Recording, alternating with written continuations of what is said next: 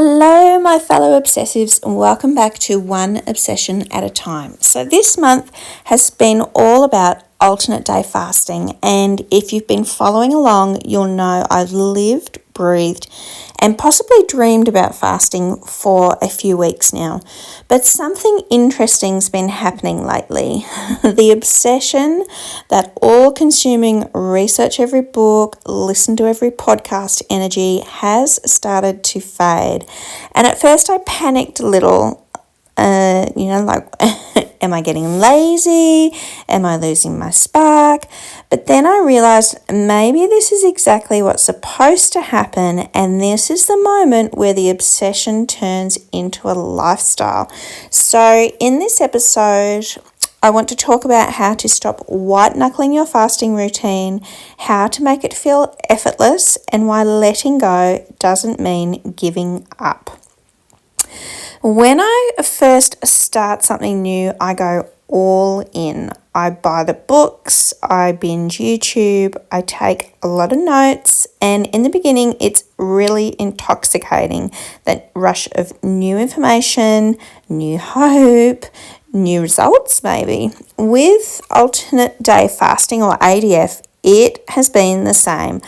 I've tracked every fast, weighed myself, and analysed every craving and compared my results to other people, mainly to keep myself on track. But here's the truth. The obsession phase does serve a purpose. Even though it feels crazy, it definitely fades. The purpose of it is to give us momentum. It gets us through those awkward, unfamiliar first few weeks when the willpower is high but the habits haven't formed yet. And the danger is when we stay in that obsession too long. Because obsession is exciting, it's also exhausting, and you can't live that level of intensity forever. It can take up just too much of your day and too much of your life. So eventually something's got to give. And that's where my inner psychology nerd comes in. I've been reading about dopamine and habit loops. And get this, your brain actually craves novelty and control more than it craves results. So when you first start fasting, your brain's like, ooh, shiny new thing. We love this. But once it becomes familiar, the dopamine drops. And if you're not ready for that, it feels like your motivation is disappearing. But it's not, it's just your brain adjusting, and that's the moment where most people quit. Not because the habit stopped working, but because it stopped feeling exciting. And oh man, I have done this with so many diets and so many exercise regimes over the years. It's really familiar. So now my inner work isn't about willpower, it's about identity. And so instead of thinking I'm trying to fast, I am going to start saying I am someone who fasts. I fast every other day. It's a subtle shift, but it's going to make a massive difference, because it's not what you do, it's who you are. I don't know if that makes sense. But when it becomes part of who you are, it no longer feels like an effort.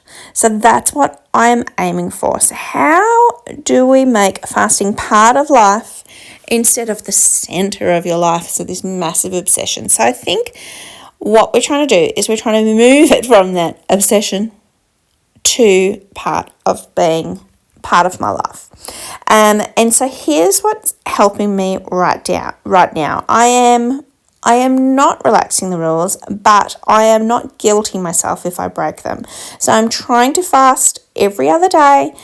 If a social event comes up, I'm just moving things around. I'm not giving myself any guilt. I am not creating any extra stress around that. The flexibility of that will make it sustainable. I am not going to track everything, so used to be really like, right, in the morning I have to drink like 600 mils of water before I have my coffee, and then I've got to have half a teaspoon of salt. I'm not doing that. I'm going to try and be led by my body, but it's because I'm not obsessing over it. I am just fasting. I'm trying to get to that point. We'll see if it works. I'm going to trust my body, and I'm shifting my focus a little bit. So fasting is supporting my life. I'm not letting it dominate me. So for the first 2 weeks, I really did a deep dive into fasting, and I've been reading about it, podcasting about it, and really just thinking about it an awful lot. And this week I have turned that around a little bit to, yes, I am fasting today, but I am also working on my business. I am also doing things around the house. I am also doing other things, and it's not just to keep me busy. That's where my focus has shifted. I'm not doing things just to keep me busy because I'm fasting and it's difficult. I'm integrating fasting into my life and then picking up the other things that I have sort of let go a little bit. So why does this matter? For me, the real transformation isn't just physical, it's mental. I love not thinking about food all day. I love that I have a way of managing my hunger that isn't around making sure I have enough fiber and counting my calories and all of that sort of stuff. So fasting is teaching me to let go of that stuff and just get out of my body's way. So that trust is starting to spread into other parts of my life too. I'm less frantic in my business. Having the focus on the fasting really helped to take the focus off my business.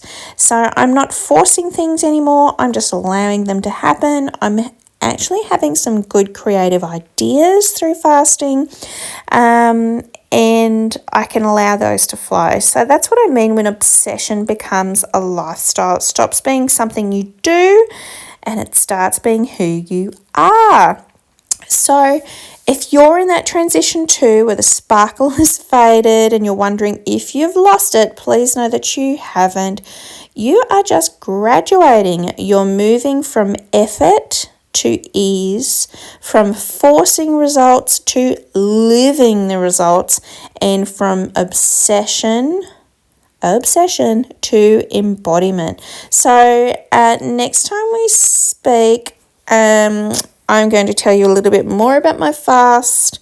I'll probably be in week 4, and like I said in episode 7 on the previous episode, this is where I really do have to dig in. I'm having to embody this as part of my lifestyle because the results aren't coming as fast and as thick as I want them to. And you can go back to listen to the previous episode for a little bit around the research on that.